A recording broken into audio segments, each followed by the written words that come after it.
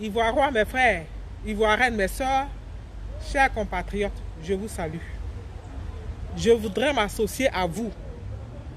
Vous demandez plutôt de vous associer à moi pour dire un vibrant merci au docteur Israël Goran qui m'a honoré. Merci, brave guerrier. Le peuple de Côte d'Ivoire a besoin de toi. Pour mon émission numéro 40, le thème est les oubliés du système. En Côte d'Ivoire, nous appelons nos prisons maisons de correction.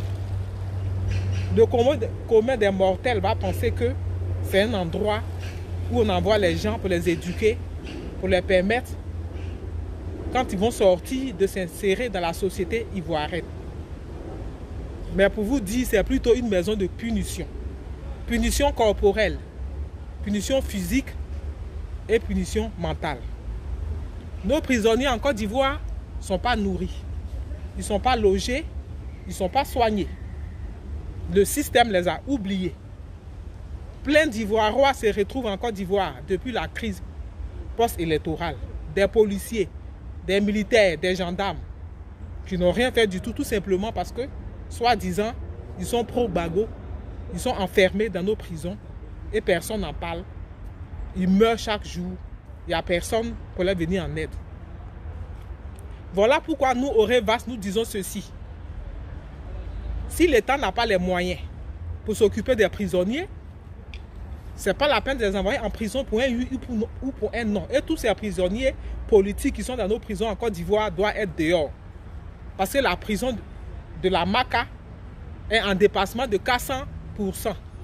D'abord les prisonniers, dits prisonniers, et tous ses parents, ses enfants, ses militaires, ses policiers qui sont enfermés pour rien depuis bientôt 10 ans. Ces personnes-là doivent être dehors. Ils n'ont pas les places en prison.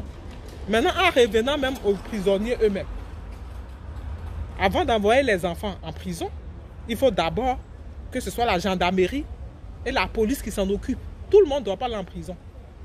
Parce que envoyer quelqu'un en prison, c'est pour pouvoir le rééduquer, pour que lorsqu'il vienne dans la société plus tard, il puisse se réinsérer. Ce n'est pas le cas.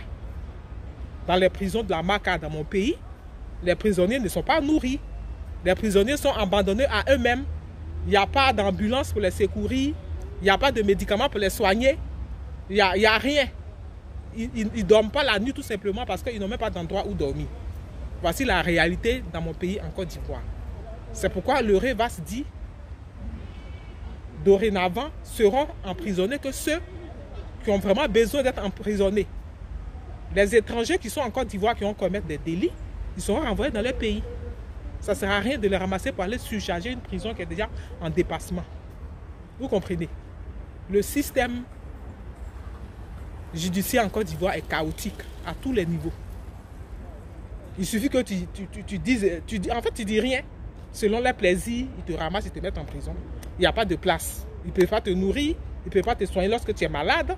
Ils t'abandonnent dans les prisons et tu meurs. Plein de prisonniers meurent dans nos prisons en Côte d'Ivoire. Nous, au Révas, nous avons décidé de créer une ONG pour aider les prisonniers qui sont démunis, qui n'ont pas les moyens de se soigner. Leur trouver des avocats. Mettre un système pour que ceux-là, ils puissent manger, ils puissent se soigner, ils puissent dormir comme des individus humains qu'ils sont. Dans nos pays, là, vraiment, mon pays est devenu vraiment une république bananière. Voilà. Donc, nous, au Révas, moi, personnellement, avec mon bureau, on a décidé de créer une ONG à cet effet-là, pour nous occuper des oubliés du système.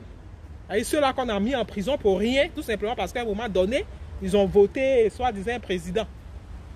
N'est-ce pas? Donc aujourd'hui, celui aussi qui gouverne demain, quand il ne sera pas là, tous ceux qui ont voté, on les ramasse, on les met en prison.